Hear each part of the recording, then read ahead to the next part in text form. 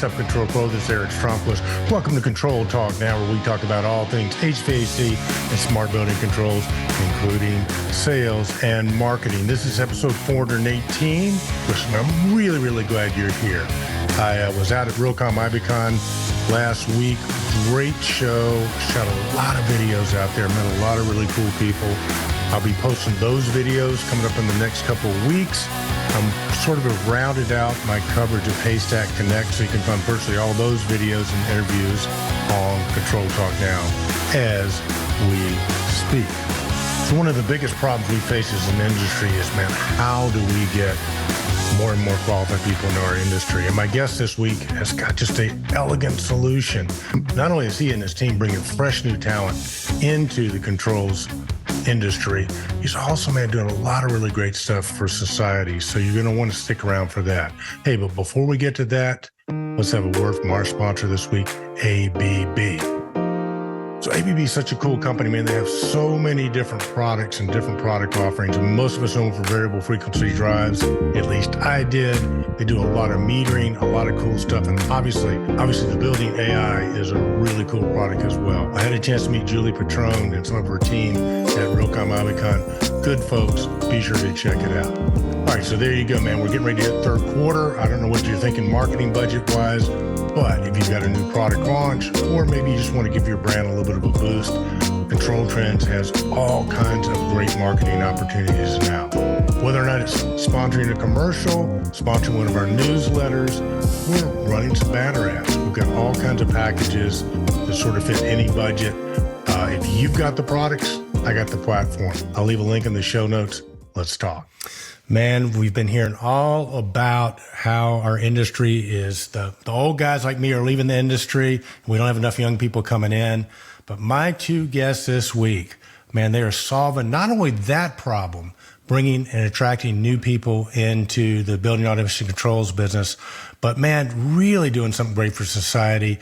So man, it's my pleasure to introduce Mike Conway and Tyler Ng from Stacks Joules. Welcome, guys. Hey, thanks, Eric. So great to be here. An honor, really. Oh, right back at you. Right back super at excited, you. Yeah. man. Yeah. I think as I shared earlier that the Control Talk Now has been like an early and often source for my understanding and meeting people and learning a lot about the industry. So I feel like talking to an icon Well, you here. know, I'm hoping Tyler passes the audition because, you know, we're going to need to bring you get a younger co-host in here, right? yeah, I think it'll be a good one. No pressure. Well, Mike, for people who don't know, tell them what Stacks Joules is all about. Yeah, sure. So, Stacks Joules is a nonprofit workforce training program for the building automation system industry. We have basically like three technical components. We start with lighting controls and do Python programming, so sort of like an IoT approach to that.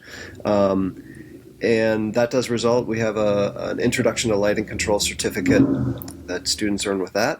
Then we go into HVAC fundamentals. So that's heat transfer, refrigeration cycle, all the components of systems, and that one culminates in the EPA 608 certification, kind of as a driver of that. And then the third component is system integration, which is really where our focus is. We use the Niagara framework as our sort of training mechanism, but it's a generalist approach.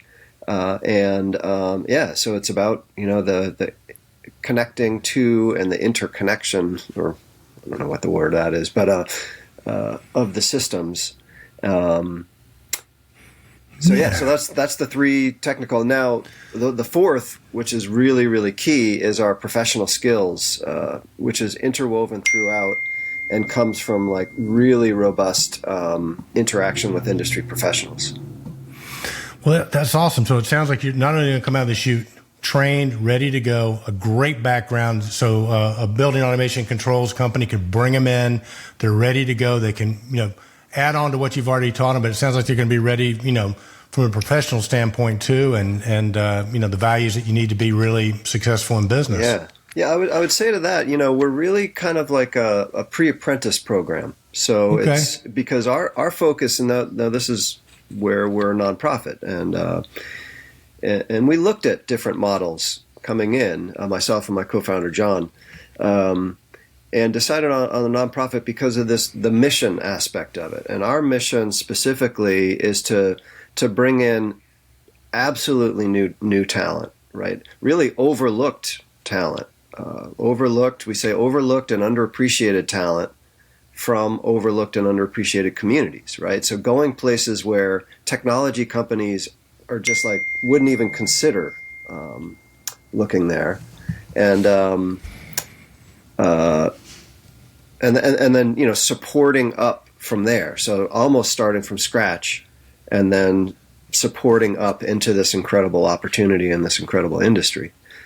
So yeah, and that's part of I think what led us to choose this particular industry, because my background is education. I taught high school math for over 20 years, but I always saw context was a real driver of success for my math programs. So I was always developing projects and connecting the math that they're learning. My co-founder is in technology. He was working for Alphabet for a while on smart cities initiatives and deploying technology in across New York City and in retail environments. And so we were looking at these opportunities. I guess the other thing I should mention is John, my co-founder, and I, we've been best friends since second grade. Okay, all right. You guys grew up in New York, or where did you guys grow up? We grew up in Massachusetts. Okay, all right, Yep. all right, cool. So you guys were buddies back in the day, and probably troublemakers, I'm guessing. What do you think, Tyler? He looks like a reformed troublemaker to me. We had some fun. I'm one of 8. I have 7 brothers and sisters. Oh my gosh! Okay, and all right. I'm right in the middle, 5th. So I tend to get along with everybody. And John is an only child, so he loved being at my house for the chaos of it, and I love being over there because you're like, oh my God, you're not like pestered and your toys aren't broken. Okay. Well, now, so let me ask you something. So, here you guys are, two gangsters from the early days. You guys kind of grew up. You become a math teacher. I mean, obviously, you guys are looking around at the world and you're thinking you mentioned the word context, a bigger context. Yeah. Because it really seemed like, you created like a win-win-win scenario on multiple levels, which, so what kind of gave you guys the idea to go inner city, for example, to bring people out for technology? Yeah, it was in my role as an educator, looking for opportunity. It's one of the reasons why I went into math education, is I saw that as a doorway to opportunity. Like if you can get someone to be successful at math, it tends to give them a boost up. Mm-hmm. Though I was starting to see with a good number, some of the schools I started to work with, that even that wasn't ending up being enough. And I saw that the more you could link to directly high value, immediately applicable technical skills, that leads to a well-paying job and stability, and that is the driver of extending a career. So yes. What I didn't want to see is my students that I'd get successful in math and then into post-secondary programs, and then they take on debt, and that debt catches up with them, and they can't afford, and so now they're in this terrible situation of not having the degree and carrying debt, so they're stuck in low-wage jobs with debt. That's not a good solution. So that's where I was starting to have that the questioning my role in education, and I've always been one to be like, okay, what's the next thing? So I think that was pushing me too. So this all kind of came together there, right? Is looking for opportunity, creating projects. John's helping me through his tech, connections. Always looking for the next connection. I started off, in the 2012s, there was a big green jobs boom. But a lot of those jobs were like community gardens and white rooftops and things like that are great. They're great opportunities and can have some learning. They don't necessarily lead to well-paying, career advancing jobs, right? Upwardly mobile jobs. And so it was looking for that. And the building automation just sits right at the middle there, right? Yeah. It's this combination of like mechanical. So the mechanical means it's place-based. It can't all of it cannot be outsourced. Yes. There's going to have to be, even with AI and everything else, people are dreaming that this is going to do away with the human element. It's going to shift the human element significantly, but you're still going to need people going in there and replacing sensors, updating software, doing some of that on hands work. So that was important. We wanted it to be stable and future proof as much as possible. We wanted to pay well, and we know because the industry can't find this type of talent with that combination of mechanical and technology. And it's not just this industry, right? It's every single industry right now is undergoing this shift. So you can look at farming, and there is so much alignment between the skills needed by a BAS technician and the skills of a modern farmer. Interesting. So wow. That's just my point. I mean, look at warehouse, manager. It's packed with technology. Look at pretty much any role, like a cashier at a grocery store, because they're more and more they're the self-checkout. So what does that person look like? They're coming in to service those machines and we see how often you step up and when there's one that's not working. Right. And those skills are, think about it. It's like, it's IT, it's the connecting those machines to a network. There's some physical scanners, and it's picking up the data and then checking its weight. So my point is we know it's a high need in this industry. It's a high need across the economy. So but Mike, we're not going to allow you to send people to any other industry. You're ours. Yeah, no. You belong to our industry. This one. This is I've got some more questions for you for sure. This is really a great story, but I want to shift over to you, Tyler, just for a minute and tell us a little about your story. So, walk us through your background and how you wound up meeting this character here and what it's been like. Yeah, I want to piggyback off of what Mike was saying about the opportunities that Stacks Joules has provided. Being I was in school at one point. But I decided that maybe that wasn't really what I wanted to do. I was learning about environmental science and urban sustainability, but I felt like the local politics aspect wasn't really something that was more fitting for me. And so I feel like that the hands-on experience that Stacks and Joules and I guess pretty much the entire industry of building automation as a whole provides is something that really interested me.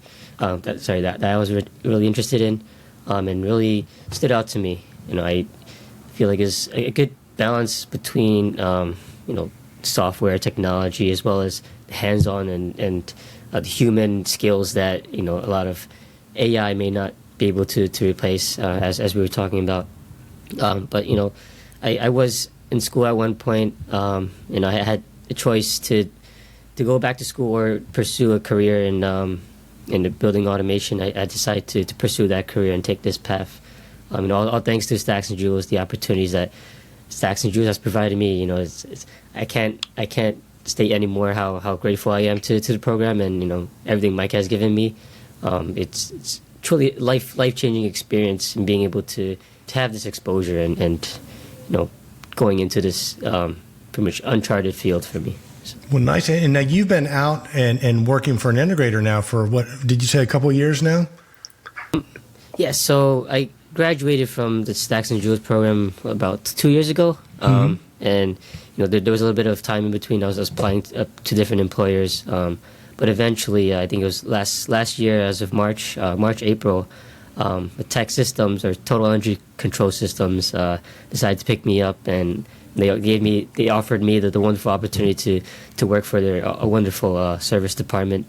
And so now I'm working full time as a service technician, servicing as a lead tech for multiple sites throughout the city, going from pretty much having no experience at the beginning of the program to now being pretty much a technician and shadowing all these different other technicians with tremendous amount of skill sets and their knowledge, and being able to have them share that to me and pass it on is definitely a cool and What's experience. There's a lot packed in there that I know that's not there. So I definitely want to draw some of that out, Sure. Tyler, because I think, well, I mean, if it's not too forward to ask, like I think you're still paying off some student loans. Is that right? Yeah, again, going off of that student loans thing, I feel like it's, in this field, it's whether or not you can prove you can have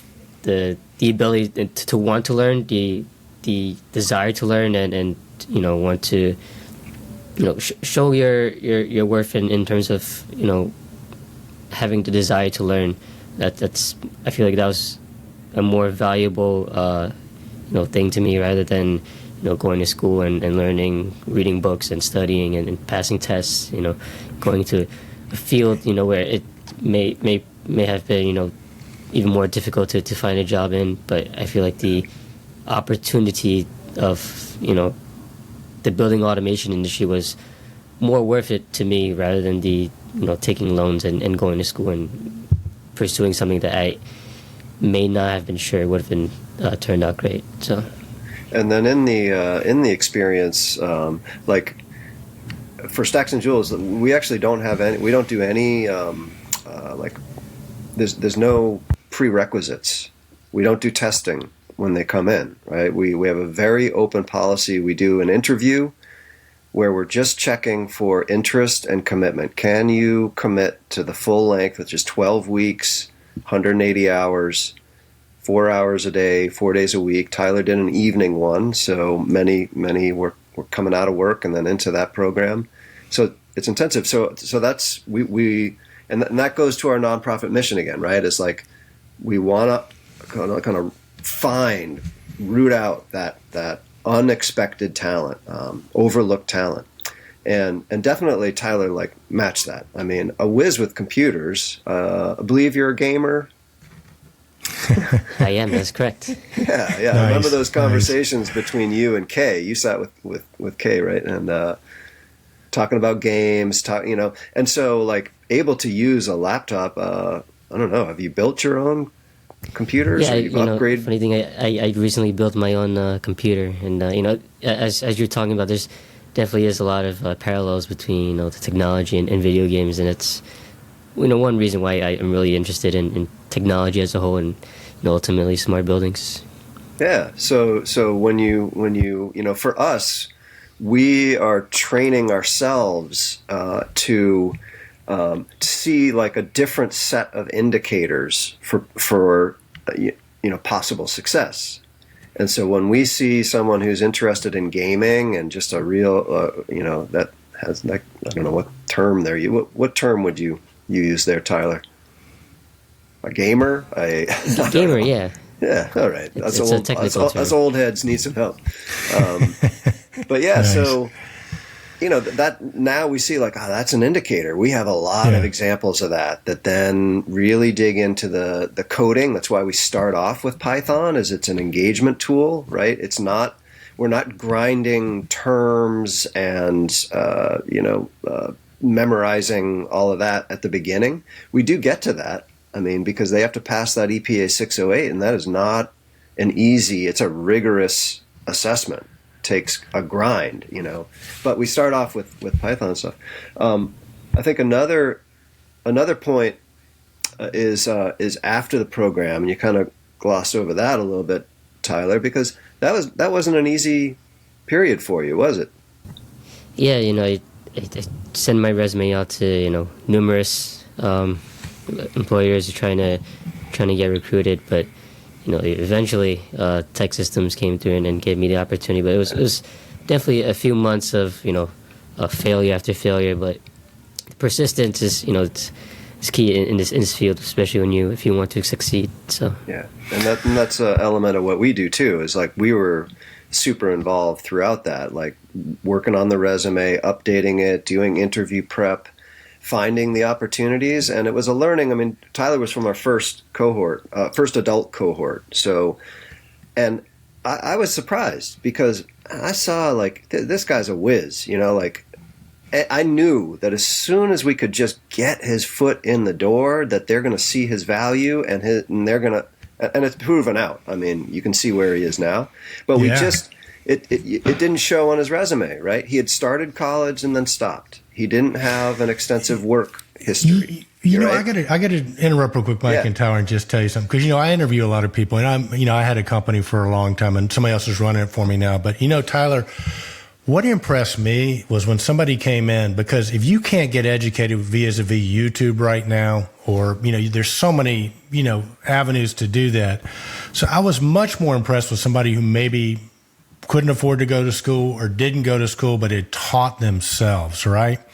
I knew I could work with that. So, Mike, you can speak to that, but to me, that is, especially in this day and age, that's the most important quality to have. If you're willing to learn, my guess is even if, Tyler didn't have the tech background that he had right off the bat, but if he had that desire to learn, I guess this is a question for you, Mike, there's still a place for people in your program. If we got younger people that are listening and go, well, I'm not a gamer or whatever. But what I'm hearing you say, if you're willing to learn, you guys could probably work with them and get them on the right path. Is that correct? Absolutely. And I don't know. Had you done any Python programming, Tyler? Yeah. After our cohort and troubleshooting with Python, I moved on to there's this program that I think you guys told us about, Coursera online. Yeah. How about before? Before that, I didn't know much program at all. But so that's my point. Is like Tyler, he played games, he used computers, but he wasn't a technologist. Yeah. He was a user, and we're trying to shift them over from being a user to a creator. And Mike, that's so encouraging. I can imagine being, a younger person and maybe going, what am I going to do? And to hear that you've got this program and people like Tyler, has gone through it so he can attest to the fact that it works. It's just, it's such a positive. Mike, how many cities are you guys in right now? We're just in New York. Yep, we're just in New York, and really concentrated in the Lower East Side, although our students do come from across all 5 boroughs. Okay. But we are on the verge of expansion. We're really digging into reviewing different what will be the second city, and then beyond that, kind of cities 3 through 6. Gosh, I would just think, given the network of distributors and integrators in all the cities,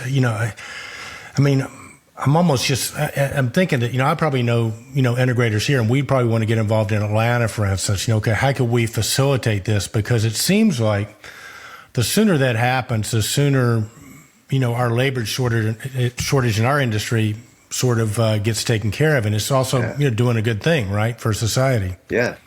Yeah, it's. I think you said it earlier, right? Is like we really looked for this opportunity where all this is coming together, so that it's not just charity, right? We're providing like awesome people to the industry. Yeah. like if Tyler's an example, I get it. I totally real value. Get it. So, he's creating value for Tech Systems, big, and for those buildings that he's working in, right? He's saving value. So that's the win, and it's raising up these communities too. So that's so cool. We're going to cook up a plan. So for our listeners out there, please reach out in comments if you got some ideas. If you're interested in being involved, man, let us know, because I think what Mike and his team are doing is absolutely great. And I want to shift back to you again, Tyler, too, because it seems like what I hear from a lot of the younger people is they really want to make a difference, vis-a-vis society, vis-a-vis sustainability, saving energy, and so on and so forth. And, I've always thought it's such a great value prop for younger people that want to make a difference, because I don't know of any other industry where you can go in and you can speak to this, where you can go in and, you're having cocktails with your friends afterwards. What did you do today? Well, I wrote a new app for Google. What did you do? Well, I was doing data analysis in Silicon Valley in a cubicle. Well, what did you do, Tyler? Well, I saved, 300,000 trees today by reducing the carbon emission in this building by this. And I went over here and then improved the air quality in this building, and I went over here. I mean, it's one of the few industries where you can actually pull your app out and say, this is how much energy I saved on the planet today, right? I mean, is that something that sort of factors into you liking being in this industry? Yeah, I mean, I think going off of what I was troubleshooting even yesterday, working on scheduling for one of my buildings. The air handler system had a schedule that wasn't working. Getting that running again, and having that affect the energy usage and being able to save that. I think that's an interesting and really powerful part of the whole building as a whole, and really the role that building automation plays is key in that aspect. So. Well, and I gotta say, I think it's a pretty recession-proof business. I've been in the business long enough to go through a couple of pretty bad recessions, and business slows down. But the commonality is people are always looking for good techs. I mean, that just never goes away. I mean, you read about Silicon Valley; they're laying hundreds of thousands of people off because they're not selling enough iPhones or whatever, and you just don't hear that in our industry. So, I'm partially advocating for the industry, right? Because I think younger people, I think it's one of the best kept secrets out there that man, you can come do this. And I mean, how boring is it? Do you do the same thing every day, or every day is different, right? Yeah, of course. Different problems, different solutions. Multiple solutions for the same problem. It's interesting because you get to go to different places, different buildings, different sites. They all have their own systems and unique situations and dilemmas. So being able to have different solutions and see different ways to solve different solutions is, I feel like is what's interesting for me, because, being stuck in one same place and doing the same thing over again probably is not something I'd find something interesting. Taro was just thinking, the ultimate game for a gamer is to solve the world's carbon problem, right? I mean, it really is a game. It's a real game. It's not a virtual game, but it's kind of the same sort of thing, right? You got to figure these things out. You got to solve these problems. So it's so cool. Yeah. But, and this wasn't really an issue with Tyler. He, from the very start, had this learning drive, and so it would seemed to love that aspect of it, which it was just a real strength. But it is something in Stacks and Joules that we consider really carefully, because something that does turn off, especially those who haven't engaged with technology or technical learning, is you're always encountering frustration, and I think a typical schooling environment, which is more focused on, be quiet and try to absorb and then spit out, is you're not really engaging in and really celebrating that process of always moving into the next thing that you don't know. And you have to be comfortable with that. You've got to be comfortable with it. I know now why they didn't let you teach anymore. Because, man, that's the ultimate of learning, though, man. I applaud it. I completely agree. But oh my gosh, most education systems destroy that in people, right? That thirst for knowledge. So, and that's the very thing that we need, especially right now. That's why our workforce issues are what they are. The work is not getting in there and doing stuff that you know how to do, especially in buildings, because as Tyler said, right, every single building is different. A different tech comes in and could set things up differently in the same building. So it's a constant problem solving, and this is the other thing why we really focused in on this. That means that Tyler's development, extra training. So that's a question I have for you, Tyler, is what extra training since you were hired by Tech Systems have you been engaged in? Going off of that self-learning we were talking about, Google University, YouTube University, a lot of podcasts, a lot of YouTube videos, instructionals. I'm pretty much always watching instructionals for everything I want to learn. So I feel like YouTube and internet's good with that, and especially with ChatGPT now, things will be a lot easier to try to source your information and learn. So. Yeah. Have you had any other formal trainings from tech or? Yeah, of course. I guess being on my own and shadowing technicians is a big part of the learning experience. We're sort of hitting the ground running, but also you're seeing things in person and solving things live. There's always deadlines and timelines, and you have to be able to solve things by the end of the day. But having that pressure, I feel like is a good way to help you learn. And of course, a lot of in-house trainings with a lot of our Automatrix, Honeywell product lines, and all of that software and technology.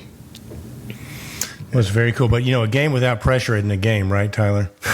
Yep. You gotta have the pressure. Those sweaty situations. That's where you always thrive and succeed. So.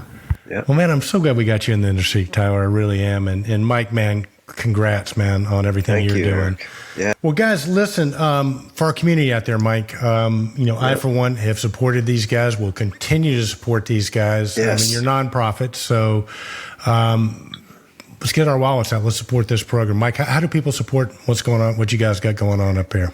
Yep. So you can go to our website, stacksandjoules.org. Okay. All spelled out, Joules, the unit of energy. And I'll put a link in the show notes for everybody. Awesome. Yeah. And there's a donate tab up at the far right, and it takes you to PayPal, or you can contact me directly, and I'm happy to have a conversation with you and share whatever documentation, share our successful numbers. We've placed over 180 into internships and jobs in the New York City BAS market. Average starting salary or wage is $28. I think to date, we haven't had anyone who was hired into that full-time technician role. None of them have transferred, right? So this is a very loyal and stable workforce. Loyalty is a value that they bring. I mean, you can hear how much Tyler appreciates the opportunity, and he has a real loyalty to Tech Systems and the team and what they've invested in them. Oh, this is awesome. And again, for our community out there, please reach out in comments or reach out to Mike too. I think you probably would be willing to entertain conversations if somebody calls from a city and goes, how can we set one of these up in our city? Yes. You guys kind of got the blueprint and could walk them through it. Is that a fair statement? Absolutely. We're fully into that. Yeah. And then also, and this goes to, thank you so much for your generous contribution in allowing us to we're bringing 5 of our current students to RealComm in June in Vegas. Nice. And so really look forward to introducing them to you and the whole community. And then also our whole team, which is only 4 right now. It's myself, John, and then Fran and Diana are our trainers. So we'll all be there at RealComm. Really looking forward to it, and really appreciate it. I'll be there too. And I'll have the camera. We'll get the camera. We'll get the cameras out. We'll introduce the crew to the Control Trends community. How about that? That is awesome. Yeah, really have some great talent. Now, Tyler, is it true that Mike, being a math teacher, he's taught you guys how to count cards and all? So you guys will be cleaning up at the casinos while you're out there? Is that part of the curriculum? Of course. Nice. Well, guys, thank you. Thank you so much, Tyler, Mike. Really appreciate it. Thank you. And we'll look forward to tracking your guys' journey. So thanks very much. Thanks for this opportunity. Awesome. Thanks It's been a pleasure. me. Tyler, cool. Super proud of you, man. So that's another week on Control Talk Now, the Smart Buildings Videocast and Podcast. Thanks so much for tuning in. We'll see you next week. Until then, remember, be bold, stay in control, stay relevant. And as Hunter Thompson used to say, buy the ticket, take the ride.